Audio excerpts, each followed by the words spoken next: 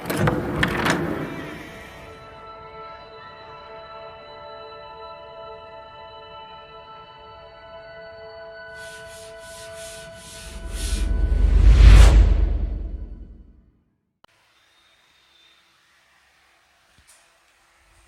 Everyone, once again very warm welcome in my video. आप सबका स्वागत है। I am Dhananjay from Dhananjay classes Aligarh. जैसा कि मेरे रेगुलर व्यूअर्स जानते हैं, आजकल मेरा डिस्कशन चल रहा है बेसिक कॉन्सेप्ट्स को लेकर, मेरी केमिस्ट्री की शुरुआती कॉन्सेप्ट्स को लेकर। क्यों? क्योंकि जो केमिस्ट्री के बिगिनर्स हैं वो बड़ी परेशानी में चल रहे थे। उनके बार बार कमेंट्स आ रहे थे कि सर बेसिक कॉन्सेप्ट्स पर भी कुछ वीडियो बनाइए। तो आइए उनके कमेंट्स का ख्याल रखते हुए, अपने उन बिगनर्स व्यूअर्स का ख्याल रखते हुए आज हम बात करने जा रहे हैं इस वीडियो के माध्यम से एटॉमिक नंबर यानी परमाणु क्रमांक की और मास नंबर यानी द्रव्यमान संख्या की। तो जल्दी से आइए मेरे साथ और इस कहानी को जुड़ जाते हैं। हम बात करेंगे आज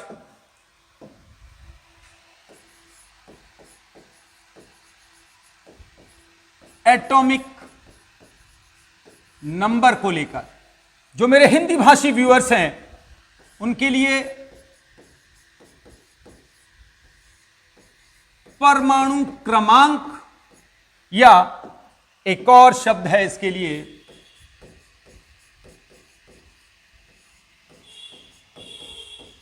परमाणु संख्या को लेकर। तो माय डियर, उम्मीद है आज कि टॉपिक एक संग सबको क्लियर हो गई होगी कि आखिर आज हम किसका डिस्कशन करेंगे। आज हम बातें करेंगे परमाणु क्रमांक को लेकर, द्रव्यमान नहीं, परमाणु संख्या को लेकर। तो सवाल, सर ये होता क्या है? तो किसी परमाणु के नाभिक में उपस्थित, ध्यान दीजिएगा मेरे वर्ड्स पर, एक एक शब्द से डिफाइन होगी ये डेफिनेशन। किसी परमाणु के नाभिक में उपस्थित कुल प्रोटॉनों की संख्या को उसका परमाणु क्रमांक कहते हैं। आइए डेफिनेशन लिख देता हूं जिससे मेरे सारे व्यूअर्स समझ सकें। किसी परमाणु के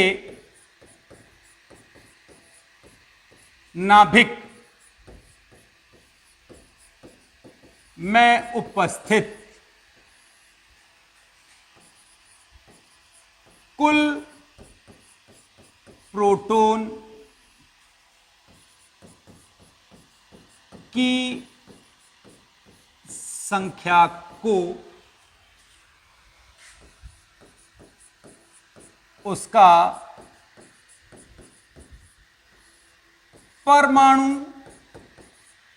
क्रमांक कहते हैं।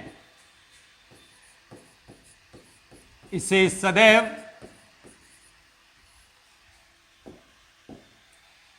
कैपिटल जेड से प्रदर्शित करते हैं। यानी कि कैपिटल जेड बराबर होता है पी के बराबर होता है माय डियर ई के। अब आप कहेंगे सर ये पी और ई का मतलब क्या है? यहां पी का मतलब है my dear number of protons और यहां ई का मतलब है नंबर ऑफ इलेक्ट्रॉन्स। तो जितने भी मेरे व्यूअर्स मेरे इस वीडियो को देख रहे हैं, पहले समझिए यहां Z is the representation of atomic number. Atomic number को Z से प्रदर्शित करते हैं और यह बराबर होता है किसी भी एटम के न्यूक्लियस में उपस्थित कुल प्रोटॉनों की संख्या यानी P के, या न्यूक्लियस के अराउंड उपस्थित कुल इलेक्ट्रॉनों की संख्या के। क्लियर है? इस कंसेप्ट में आगे जाऊं, एक क्वेश्चन शायद मेरे हर व्यूअर्स के ब्रेन में आ गया होगा और वो ये, सर हम एटॉमिक नंबर को जेड से ही रिप्रेजेंट क्यों करते हैं? तो आइए सबसे पहले इसी क्वेश्चन का जवाब दे देता हूं कि आखिर एटॉमिक नंबर को जेड से प्रदर्शित करने का रीजन क्या है। उसके लिए मुझे अपनी केमिस्ट्री के इतिहास के पन्नों में जाना होगा। जाना होगा मुझे लगभग 1913 के आसपास। एक साइंटिस्ट हुआ करते थे हेनरी मोजले। क्या नाम था माय डियर्स? जल्दी से ध्यान दीजिएगा, हेनरी मोजले। हेनरी मोजले, ये मेरे एक साइंटिस्ट नेम है। और ईयर की बात करूं तो ये लगभग 1913 की बात है, 1913 की बात है। उन्होंने हमारी केमिस्ट्री को सबसे पहले इस शब्द से परिचित कराया था, परमाणु क्रमांक। तो ये परमाणु क्रमांक शब्द यानी एटॉमिक नंबर हमें 1913 में मोजले ने दिया। अब सवाल ये कि सर ठीक है, ये तो क्लियर हो गया कि परमाणु क्रमांक कब आया और किस साइंटिस्ट ने इसका सबसे पहले यूज किया, लेकिन सर इसे हम जेड से क्यों रिप्रेजेंट करते हैं? तो उसके लिए हमें एक जर्मन वर्ड से दोस्ती करनी पड़ेगी। आइए, जर्मन वर्ड कौन सा है हमारा?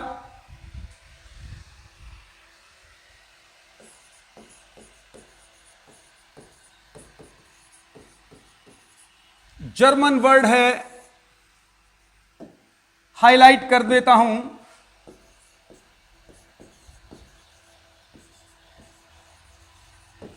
क्लियर हो गई मेरी बात? एटॉम जेल। ये एक जर्मन वर्ड है जिसका हिंदी अनुवाद करके बताऊं तो आपको ज्यादा मजा आएगा। इसका मतलब है परमाणु फॉर एटम और जेल फॉर संख्या।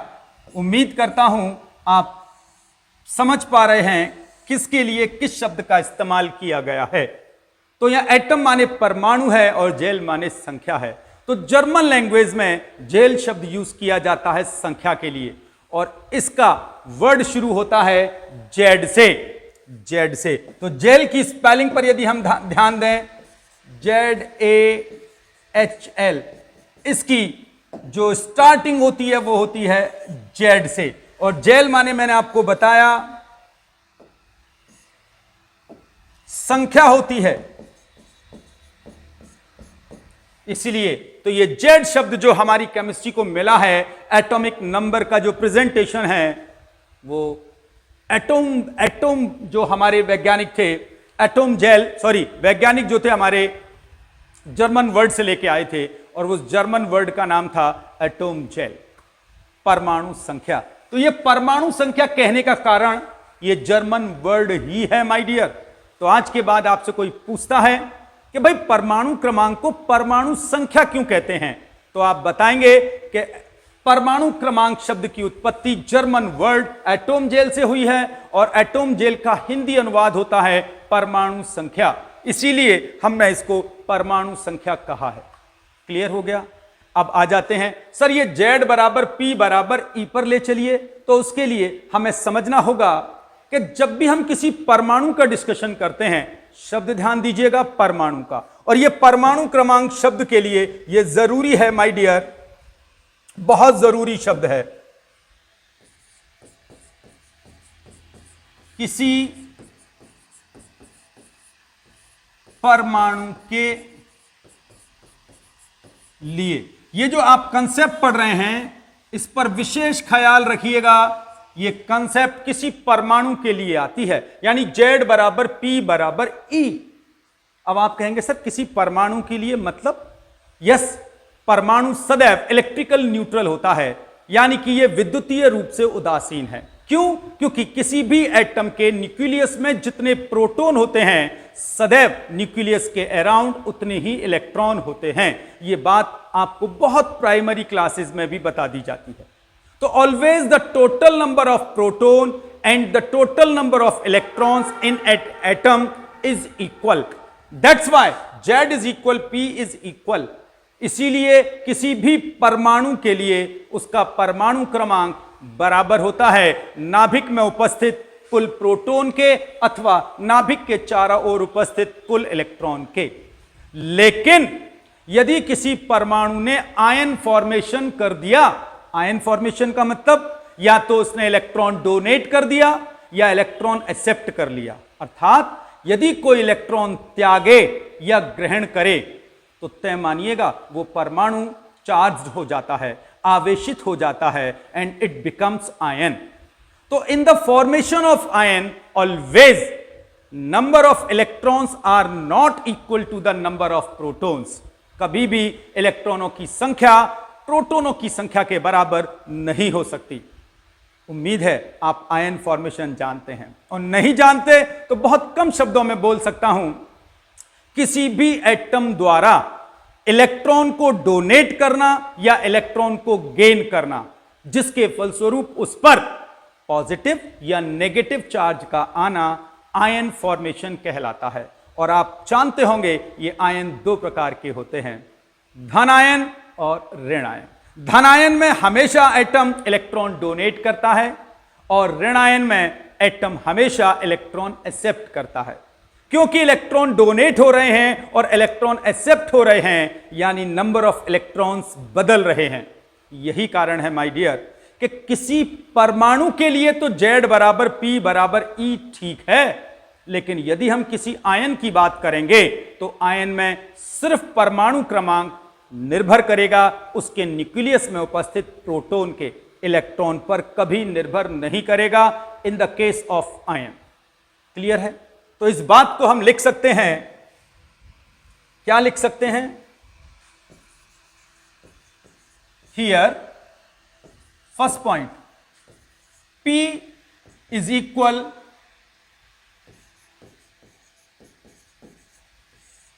परमाणु के नाभिक में उपस्थित कुल प्रोटॉन। यहां P का मतलब परमाणु के नाभिक में कुल प्रोटॉन है। और माय डियर दूसरी लाइन बहुत अच्छे से समझनी होगी, इलेक्ट्रॉन E का मतलब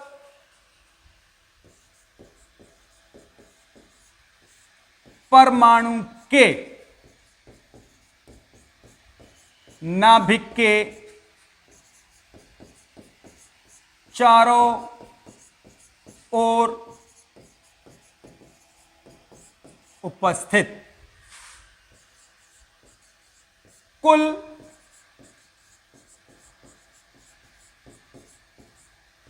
इलेक्ट्रॉन की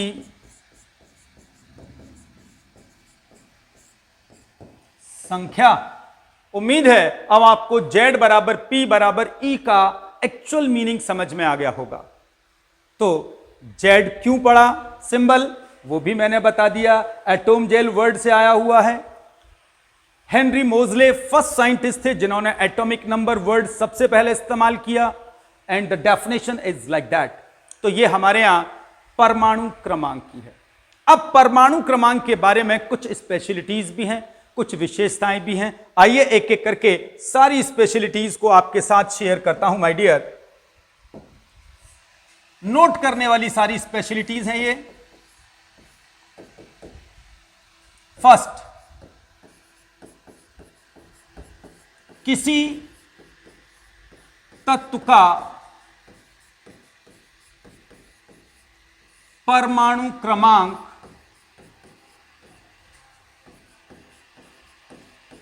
सदैव एक पूर्णांक होता है। पूर्णांक समझते हैं? पूर्णांक का मतलब नेचुरल नंबर्स, यानी if you are discussing about atomic number of any elements, you should remember it should be a natural number like 1, 2, 3, 4 and 5 respectively until 118। तो my dear हमारे किसी भी तत्व का परमाणु क्रमांक एक पूर्णांक है, यानी ये कभी भी पॉइंट में या फ्रैक्शन में नहीं हो सकता, ये दशमलव में या भिन्नात्मक अंक नहीं होगा, किसी भी तत्व का परमाणु क्रमांक। First statement. सेकंड स्टेटमेंट जो आपको याद रखना होगा, दो भिन्न तत्वों के परमाणु क्रमांक कभी समान नहीं हो सकते। यानी आप टू डिफरेंट एलिमेंट्स ले लें, जैसे हाइड्रोजन ले लिया, कार्बन ले लिया, तो इन दोनों के कभी भी एटॉमिक नंबर सेम नहीं हो सकते। आप जानते हैं हाइड्रोजन का एटॉमिक नंबर ऑलवेज 1 है और कार्बन का एटॉमिक नंबर ऑलवेज 6 है। तो you should remember whenever you are discussing about the two different elements, always they will have different atomic number. In any case, you will not find that they have the same atomic number. This is the second statement regarding the atomic number. उम्मीद है समझ में आ गया होगा. Third statement की बात करता हूं. किसी तत्व के रासायनिक गुण उसके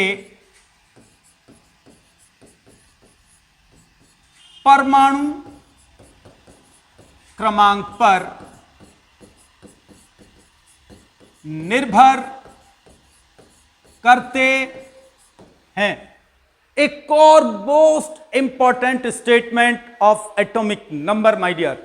If you are going to discuss the chemical properties of any element, you should remember the whole chemical properties of an element will depends on its atomic number. किसी भी परमाणु की, किसी भी तत्व की रासायनिक गुण सदैव उसके परमाणु क्रमांक पर निर्भर करते हैं. यदि परमाणु क्रमांक बदलेगा तो उसके रासायनिक गुण भी बदलेंगे. ये इस स्टेटमेंट का अर्थ है माय डियर, याद रख पाएंगे. और फोर्थ स्टेटमेंट की बात करूं जो बहुत इंपॉर्टेंट माना जाता है माय डियर.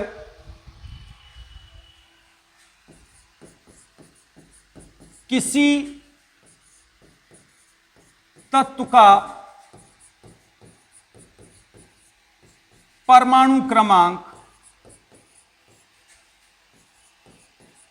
उसका एक विशिष्ट यानी विशेष गुण है. यानी कि every atom has its own atomic number and it is it's real identity. किसी भी तत्व का एक निश्चित परमाणु क्रमांक होता है माय डियर्स, और वही उसकी एक अपनी पहचान भी है. तो किसी तत्व की आइडेंटिटी उसके एटॉमिक नंबर से डिजाइन होती है, मास नंबर या एटॉमिक वेट से नहीं. तो उम्मीद करता हूं मेरे जितने भी व्यूअर्स मेरे इस वीडियो को देख रहे हैं अब एटॉमिक नंबर की इंपॉर्टेंस समझ चुके होंगे. क्यों? क्योंकि atomic number almost governs all the whole things of an elements, almost whole things. तो परमाणु क्रमांक उस तत्व की बहुत सारी विशेषताओं को कवर करता है. तो उम्मीद है एटॉमिक नंबर अब आपको क्लियर हो गया होगा. इसे परमाणु क्रमांक या द्रव्यमान संख्या भी कहते हैं. लेकिन अभी मास नंबर रह गया है, तो आइए पेज चेंज करते हैं और बात करेंगे अब सेकंड हेडिंग की अपनी, मास नंबर. और जो मेरे हिंदी व्यूअर्स हैं, द्रव्यमान संख्या को लेकर अब सवाल ये, सर ये मास नंबर क्या होता है और कैसे इसको डिफाइन करते हैं. तो पहले डेफिनेशन की बात करेंगे. किसी परमाणु के नाभिक में उपस्थित, मेरे एक एक वर्ड्स पर ध्यान दीजिएगा क्योंकि एक एक वर्ड से डिफाइन करूंगा इस आर्टिकल को. किसी परमाणु के नाभिक में उपस्थित कुल न्यूट्रॉन व प्रोटॉन की संख्या के योग को उसकी द्रव्यमान संख्या कहते हैं और इसे सदैव कैपिटल ए से प्रदर्शित करते हैं. आइएगा जल्दी से.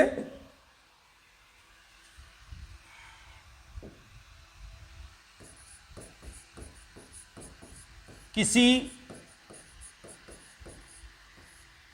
परमाणु के नाभिक में उपस्थित कुल न्यूट्रॉन व प्रोटॉन की संख्या के योग को उसकी द्रव्यमान संख्या कहते हैं तथा इसे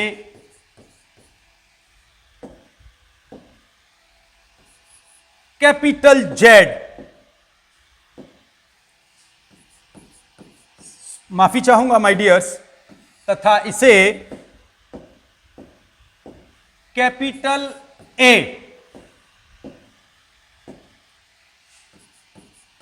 से प्रदर्शित करते हैं। यानी कि यदि इसके फॉर्मूले को मुझे लिखने को कहा जाए तो मैं कहूंगा ए बराबर होगा एन प्लस पी, क्योंकि परमाणु के नाभिक में न्यूट्रॉन और प्रोटॉन ही होते हैं माय डियर। लेकिन परमाणु क्रमांक की यदि परिभाषा मेरे साथ अभी पढ़ी थी आपने, तो मैंने कहा था Z बराबर होता है P बराबर E। ये बात अभी पिछले पेज पर मैंने आपके साथ डिस्कशन किया था माय डियर्स। तो हम यहां P की जगह फॉर्मूले में कुछ सुधार N प्लस Z से भी कर सकते हैं। उम्मीद है मेरी बात सीख गए होंगे, क्योंकि P बराबर Z के भी होता है। और वापस कहूंगा माय डियर, हम इसे N प्लस E भी कह सकते हैं, क्योंकि Z बराबर P बराबर E होता है। क्योंकि परमाणु में परमाणु क्रमांक सदैव प्रोटॉनों की संख्या और इलेक्ट्रॉनों की संख्या के बराबर होता है। तो उम्मीद है मेरे सारे व्यूअर्स इस बात को समझ गए होंगे कि यदि आपको किसी भी एटम का मास नंबर कैलकुलेट करना है तो आपको उसमें कुल न्यूट्रॉन और प्रोटॉन जोड़ दीजिए। यदि प्रोटॉनों की संख्या ना पता हो, परमाणु क्रमांक पता हो, तो Z से लिख दीजिए, E कर दीजिए। लेकिन बिना न्यूट्रॉन के किसी भी परमाणु के द्रव्यमान संख्या ज्ञात नहीं की जा सकती। द्रव्यमान संख्या निकालने के लिए परमाणु के नाभिक में न्यूट्रॉन की संख्या का कंफर्म होना जरूरी है। उम्मीद है यहां क्लियर। लेकिन अब भी आप में से कई सारे मेरे व्यूअर्स एक क्वेश्चन अपने ब्रेन में अब भी रखे हुए हैं, सर मास नंबर को कैपिटल ए से ही क्यों रिप्रेजेंट करते हैं? क्या हम इसके लिए कोई और सिंबल नहीं लगा सकते? तो मेरा आंसर है नो। हमें द्रव्यमान संख्या को सदैव कैपिटल ए से ही लिखना होता है। अब आप कहेंगे क्यों? तो हमें वापस अपने इतिहास में जाना होगा, जो केमिस्ट्री का इतिहास है। एक्चुअली 1932 के आसपास चैडविक ने न्यूट्रॉन की खोज कर ली थी। उसके बाद हमें यह द्रव्यमान संख्या शब्द मिला, उसके बाद हमें कैपिटल ए मिला। और यह कैपिटल ए वर्ड भी जर्मन वर्ड से ही आया हुआ है। किस लैंग्वेज से आया हुआ है? यह हमें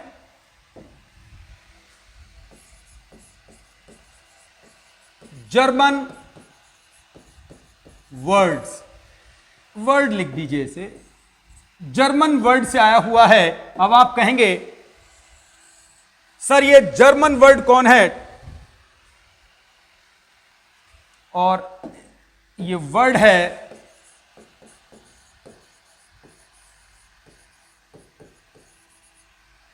एटॉम गे विच। हिंदी लिख देता हूं, कई लोगों को पढ़ने में भी परेशानी आ जाएगी।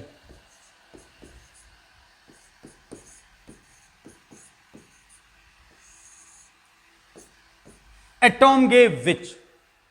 इसका यदि मैं अपनी इंग्लिश में अनुवाद करूं तो इसे इंग्लिश में कहते हैं एटॉमिक वेट। क्या कहते हैं माय डियर? एटॉमिक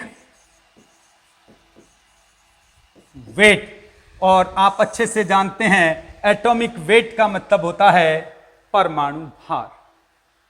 लेकिन अभी मैं परमाणु भार और द्रव्यमान संख्या के डिफरेंस में नहीं जाऊंगा, फिलहाल इतना कहूंगा, ये जो जर्मन वर्ड है एटॉम गेव विच, इसके कैपिटल ए को गौर से देखिएगा, किस वर्ड की बात कर रहा हूं, इसकी कैपिटल ए को यहां हमने इसका रिप्रेजेंटेशन बना दिया। यानी द्रव्यमान संख्या को हम कैपिटल ए से इसलिए प्रदर्शित करते हैं क्योंकि जर्मन वर्ड के अंदर एटॉम गेव विच, जिसका मतलब एटॉमिक वेट होता है,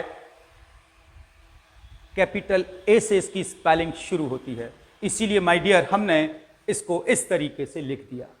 तो यह कहलाता है हमारे यहां क्या? परमाणु भार, यानी कि द्रव्यमान संख्या। याद रखिएगा my dear, this is the basic formula which is used to calculate the mass number of any atom. If proton is not given for you, you can use Z और ई।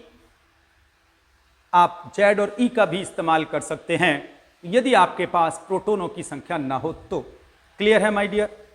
अब यहां पर एक वर्ड और मैं आपको सिखाना चाहूंगा। जब आप अपनी बुक्स की स्टडी करेंगे तो आप वहां देखेंगे, वहां एक वर्ड बहुत आया है, उस वर्ड का नाम है न्यूक्लियॉन। उम्मीद करता हूं आप यहां जितने भी बैठे हैं सब ने इस वर्ड को सुना होगा, और वो वर्ड है माय डियर न्यूक्लियॉन। इसको हिंदी अनुवाद देता हूं, न्यूक्लियॉन। यदि आपके आज के बाद कोई आपसे पूछता है भाई ये न्यूक्लियॉन्स क्या होते हैं, न्यूक्लियॉन्स का मतलब है नाभिक में उपस्थित कुल न्यूट्रॉन व प्रोटॉन। यानी कि आज के बाद न्यूक्लियॉन शब्द केवल N+P के लिए आएगा। किसी भी एटम के न्यूक्लियस में उपस्थित कुल न्यूट्रॉन और प्रोटॉन, ध्यान से सुनिएगा क्या कह रहा हूं, कुल न्यूट्रॉन और प्रोटॉन की संख्या का योग उसके न्यूक्लियॉन्स कहलाते हैं। उसकी न्यूक्लियॉन का मतलब है नाभिक के कण। समझ रहे हैं मेरी बात? तो इस वर्ड को भी क्लियर हो गया। ए की उत्पत्ति कहां से हुई है उसको भी मैंने बताने की कोशिश की, और यह द्रव्यमान संख्या शब्द 1932 के बाद आया है, चैडविक की न्यूट्रॉन खोज के बाद आया है। क्लियर हो गया? अब बात करते हैं, सर ठीक है, now we have the perfect knowledge about atomic number and the mass number. Sir please tell us about the presentation of atomic number and mass number for an atom. किसी atom में इसे कैसे लिखते हैं, कैसे बताते हैं? तो चलिए एक और बार पेज बदलते हैं और बात करते हैं एक और बड़े इंपॉर्टेंट वर्ड की। सपोज करिए एक एलिमेंट है हमारे पास X। सुनना और समझना, हमारे पास एक एलिमेंट है माय डियर, यस X, और X के अंदर हम बात करेंगे बड़े इंपॉर्टेंट वर्ड Z और बड़े इंपॉर्टेंट वर्ड A की। बहुत ध्यान से सुनना, यहां X किसी भी एटम का सिंबल है, किसी एलिमेंट का सिंबल है, और Z उसका एटॉमिक नंबर है और A उसका मास नंबर है। तो आज के बाद यदि आप किसी एटम को अपने किसी बुक में लिखा देखें, किसी एलिमेंट को किसी बुक में लिखा देखें और उसके नीचे और ऊपर 2 नंबर्स लिखे दिखाई दें, तो तुरंत समझ ले जा कि नीचे वाला नंबर जो Z आपको दिख रहा है माय डियर, वो Z हमेशा उसके एटॉमिक नंबर को बता रहा होगा, और A उसके हमेशा मास नंबर को बता रहा होगा। अब आप कहेंगे सर सच्ची सच्ची बताएं, हमारी समझ में अब भी नहीं आया। तो आइए एक रियल एग्जाम्पल लेकर आपको अपनी बात ज्यादा स्ट्रांग समझाता हूं। एक रियल एग्जाम्पल ले लेता हूं जल्दी से आप सबके लिए, सोडियम। और सोडियम के अंदर हमने वापस लिखा देखा कुछ ऐसे, 11 यहां लिखा देखा और 23 यहां लिखा देखा। तो आज के बाद माय डियर्स, मेरे जितने भी व्यूअर्स मुझे देख रहे हैं वो तुरंत समझ जाएंगे, यानी कि सोडियम का एटॉमिक नंबर, जिसे हम हमेशा Z से रिप्रेजेंट करते हैं, यहां 11 है, जबकि सोडियम का मास नंबर, जिसे हमेशा हम कैपिटल A से रिप्रेजेंट करते हैं, वो बराबर 23 है। तो किसी भी एटम के बॉटम में यदि कोई नंबर लिखा आता है तो वो उस एटम के एटॉमिक नंबर को रिप्रेजेंट करता है, और एटम के टॉप पे लिखा आता है तो वो उसे मास नंबर को डिफाइन करता है। कई बार हम इनमें लेफ्ट और राइट प्लेस को बदल देते हैं, यानी कि जो नहीं समझ पाए वो अब समझेंगे। हो सकता है माय डियर आप इन फ्यूचर कभी ऐसे लिखा देख लें, ऐसे लिखा देख लें। सुनिएगा और समझिएगा माय डियर्स, यानी 11 को इधर लिखा देख लें और इसको इधर लिखा देख लें, तब भी बात वही रहेगी। लेकिन मेरी साइंस इस तरीके से लिखने की मना करती है, लेकिन कुछ राइटर्स, कुछ मेरे लेक्चरर्स ऐसा लिख देते हैं। But this is the real way of explanation to write atomic number and the mass number. तो आप किसी एटम के बॉटम में नीचे की तरफ कोई संख्या लिखी दिखें लेफ्ट या राइट पर, वो हमेशा एटॉमिक नंबर को एक्सप्लेन कर रही होगी। किसी एटम के टॉप पर लेफ्ट या राइट पर कोई संख्या लिखी देखें, वो हमेशा उसके मास नंबर को एक्सप्लेन कर रही होगी माय डियर। तो उम्मीद है अब आपको किसी एटम को देखकर पढ़ना और समझना आ गया होगा कि इसका एटॉमिक नंबर क्या है और इसका मास नंबर क्या है। उम्मीद है मेरे इस लेक्चर से अब आपको थोड़ा सा कंफर्ट महसूस हुआ होगा एटॉमिक नंबर, मास नंबर को लेकर। क्यों एटॉमिक नंबर को Z से रिप्रेजेंट किया गया है, क्यों मास नंबर को A से रिप्रेजेंट किया गया है।